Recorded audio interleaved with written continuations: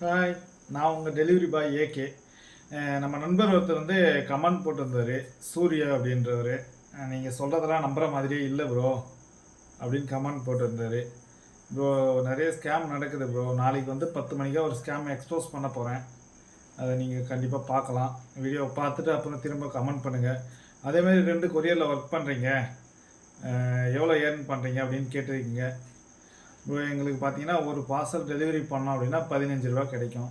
அதேமாதிரி பிக்கப் எடுக்கிறோம், ரிட்டர்ன் போடுறாங்க, ஒரு பிக்கப் எடுக்கிறோம், அதுக்கும் வந்து எங்களுக்கு 15 ரூபா கிடைக்கும். அதேமாதிரி மாதம் ஃபுல்லாக எவ்வளோ பார்சல் கொடுக்குறோம், பிக்கப் ரிட்டர்ன் எடுக்கிறோம், அதை பொறுத்து அந்த மாதத்தோட சேல்ரி.